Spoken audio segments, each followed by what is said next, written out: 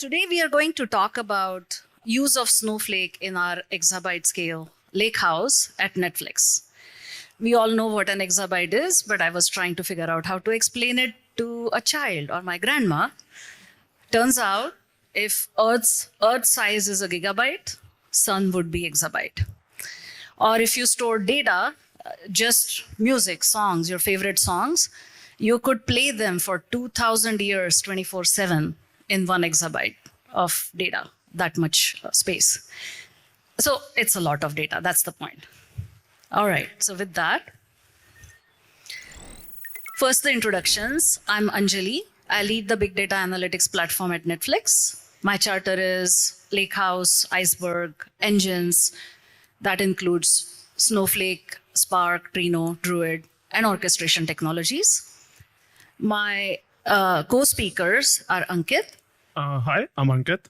I'm a software engineer at Netflix working on Snowflake and Trino. Hi, my name is Tim. I work on Netflix Big Data Platform team. My focus is on data security and our Iceberg REST catalog. Cool. So who are we? Netflix is first and foremost an entertainment company, but almost all the decisions are data-driven. So what you see in your UI when you log on to Netflix app is very personalized and decided by a lot of personalization algorithms, recommendations you get, that uses data underneath. Even which cover art you should see for the show you're trying to watch is also decided based on data. So these are all user-facing things, but then the data is also used for all kinds of internal decisions, like which instance type, which machine type should we use, which disk type should we use? Is JDK 17 stable in our environment, or are we seeing additional issues compared to our current production environment? All of these things are very much data-driven.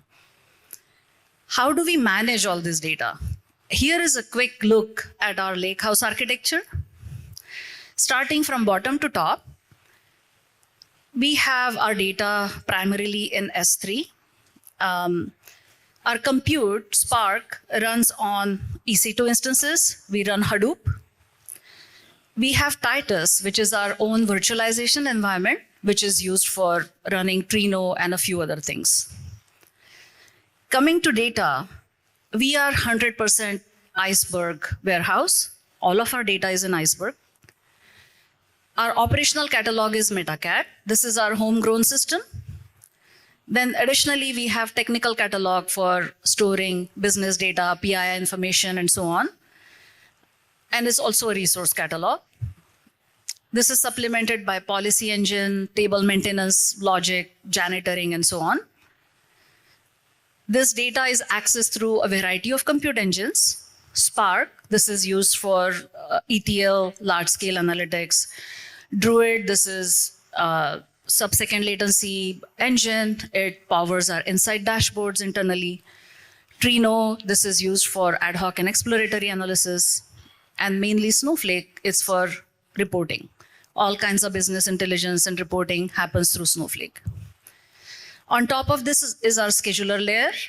Maestro is mainly used by our data engineering folks. Dagobah by our machine learning folks. These are workflow orchestrators. These are supported by Genie, which is our job scheduler. And then user access. Not everything is shown here, but we have our own portal, Tableau, Jupyter Notebook, preset. Kaggle is our internal programmatic Python interface to our data and engines. How do we use Snowflake? Zooming in on that a little bit. There are quite a few different use cases of Snowflake. We have tried to show 3 main categories here. To the left are the legacy cases where people are basically creating reports through Tableau and MicroStrategy. Our finance and talent folks have higher security needs. They are using Tableau, Looker, and so on. But the main features that they use from Snowflake are fine-grained access control. They are creating their row level, column level access controls and giving people grants just on certain pieces of data. One of the new use cases is around analytics enablement. This is to the right. And we have done some extensive work along with Snowflake in this space to make data easily accessible to our analytics engineers and data scientists. What we haven't shown here is the infrastructure behind Semantic Connect. There is a layer that basically curates the data and exposes these curated data sets as source of truth through Semantic Connect. You can also do that through LookML, and our analytics engineers access that through Tableau and Preset and other dashboards. All of the data in this case is in our secure data warehouse, and our catalog is Metacat, as I had mentioned. This data has to be ingested in Snowflake, but more on that in the next slide.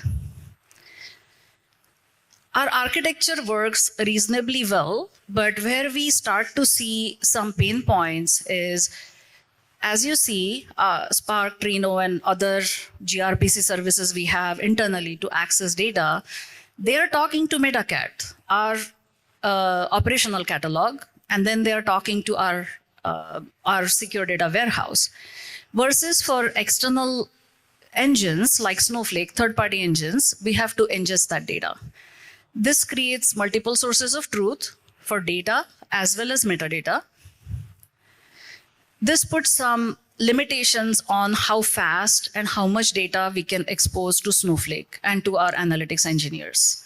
Because data has to be ingested, we have internal pipelines that do that work. Additionally, for our internal engines, our clients we use thick clients, so migration is a pain. It has to be a coordinated migration across different Iceberg clients when we want to upgrade our Iceberg server. Also in future, if we want to bring in another engine, that is also hard if we have to ingest data into that engine. So with all of these pain points in mind, we want to move to a cleaner architecture that uses Iceberg REST catalog.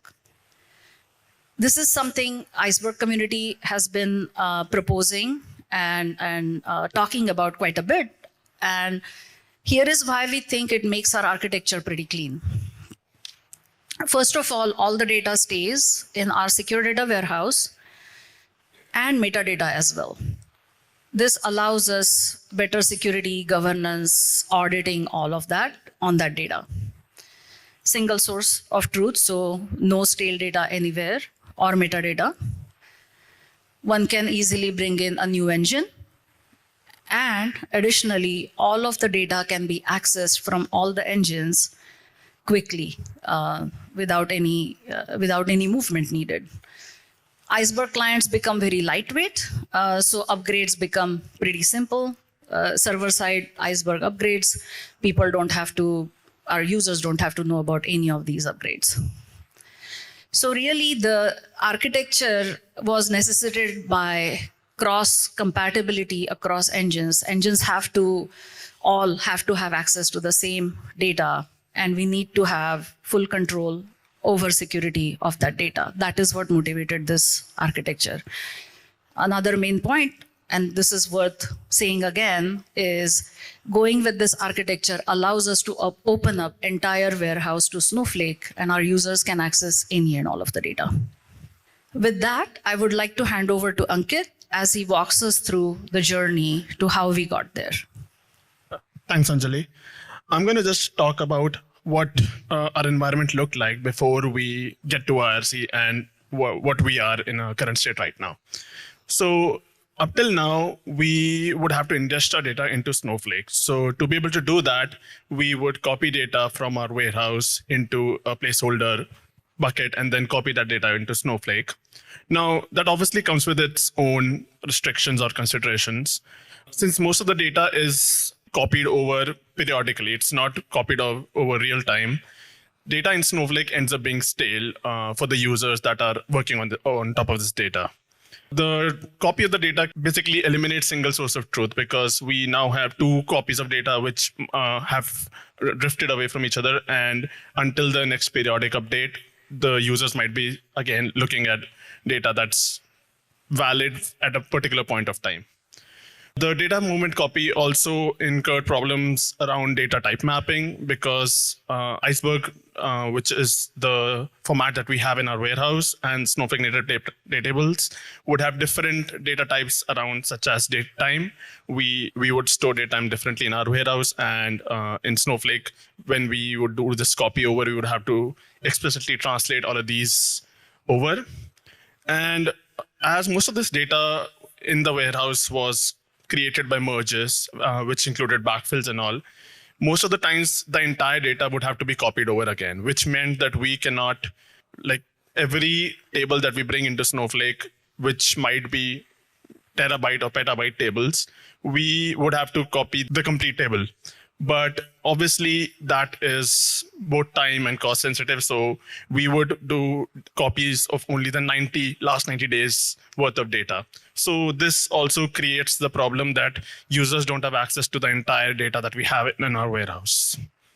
So to get around these problems, and as a placeholder till we complete IRC, we looked at Snowflake externally managed Iceberg tables. So we built a service internally which works on top of table update events that are generated from our internal Metacat. And as these tables get updated in our warehouse, the updates are reflected onto Snowflake. So the advantages for this, the data stays within our warehouse. We don't have duplicate copy of the data in Snowflake. We don't have to run time-taking ingestion into Snowflake. And the jobs also get easier for the users because they were previously responsible for setting up these expensive or time-taking copy jobs, but now it becomes as simple as just tagging a table and the table would show up in Snowflake. This makes also the users are able to bring in all of the data that they want from the warehouse into Snowflake and allows for more broad use cases for reporting tools on top of Snowflake. So to talk about the security story around all of this, we followed user-based access control on our tables within our warehouse. To be able to do this in Snowflake, we would sync over the users with Skim and create personal singleton roles. Now, to emulate group memberships from our warehouse in Snowflake, we would create roles corresponding to these groups and grant these roles on these tables to the users. And to mirror the user level permissions, we just grant the permissions on the tables to the singleton roles that we created for each of the users. So this way we mirror both our user level and group level memberships from our warehouse onto tables in Snowflake that we created. The other major use case that we have around Snowflake involves using FGACs, which are finer grain access controls. To be able to do this, and this is a use case that we are using more often nowadays, is we define definitions for this in source control, so the users have a easier and controlled environment to put these in. And then we built infrastructure which takes these source controls policies, converts them into masking policies, and applies them over views over the tables that we create for externally managed Iceberg tables that we create. This solution works well, but obviously IRC offers a lot more advantages, and there are still some issues with this. I'm going to invite Tim over to talk about the problems with this approach and our path to IRC. Thank you. So externally managed tables is a big step forward, but there's still some pain points here, especially it's still technically not a single source of truth, because we actually need to create a table and sync over the commits updates. And also for users, the data they get is stale because it depends on how often we refresh these tables and sync over. And as a platform, this is a operational overhead for us. So we have to open up access for tables we want to query from Snowflake explicitly, and the tools to register table, refresh, and also maintaining of these tools and executing these tools. With that, the answer is with the Snowflake Iceberg REST catalog integration. So to create this integration, it's really straightforward. Snowflake provide a few ways to do the integration. So for us, we choose the AWS API Gateway since it's easier to set up for us. So the way setup is quite straightforward. First, you can create a catalog integration just using the Snowflake SQL. Once you create that integration, it gives you back a AWS IAM role, which it will be, Snowflake will use that role to call Iceberg catalog.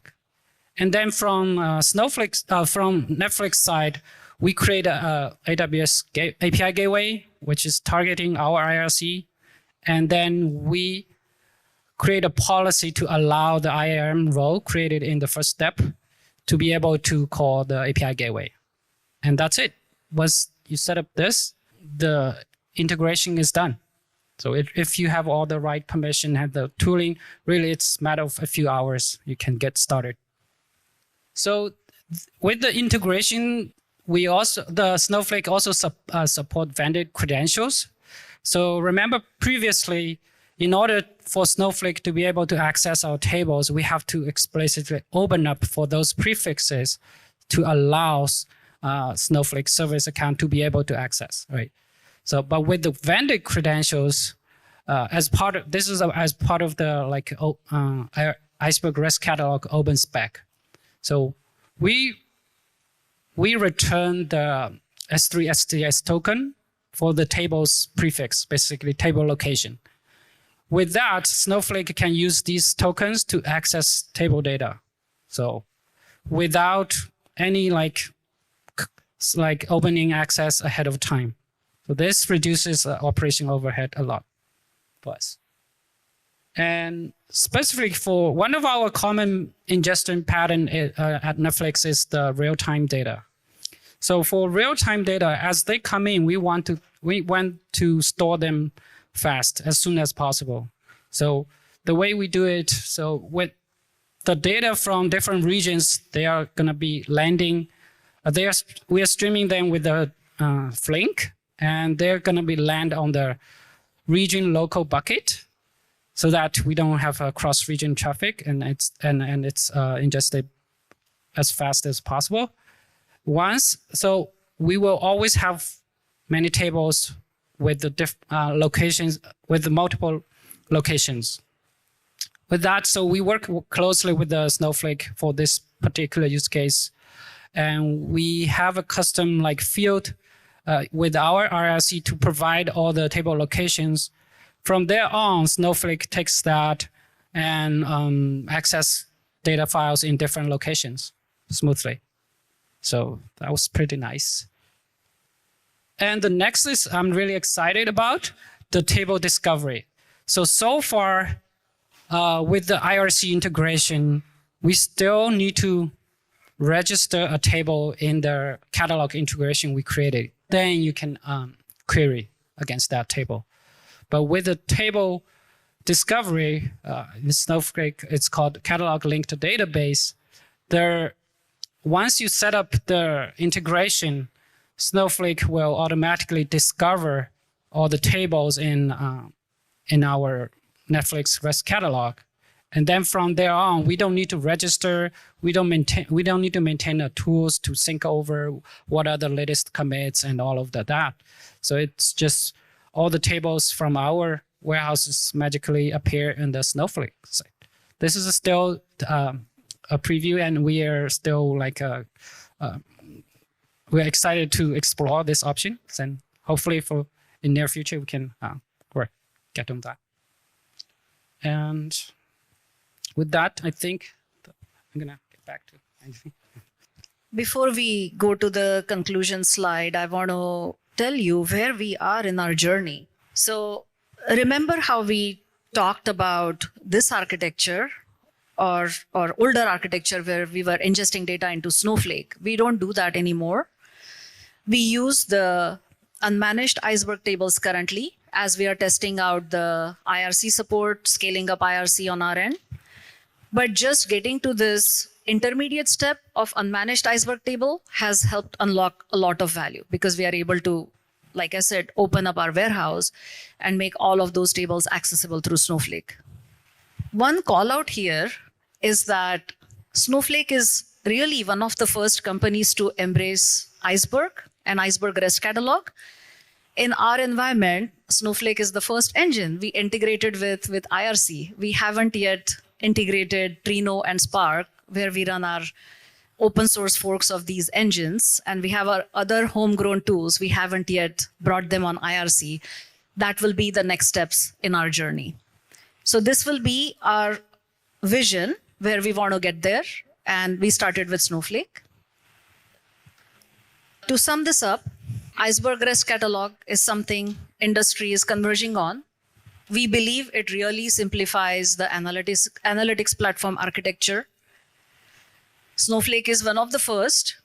They started with Apache Polaris. It's something we chose not to use in the short term because of our security needs and integration with our internal security products. But it's a two-way decision for us. Once we get to a point where we feel like everything is available in open source standard, we will be able to move to Polaris as desired.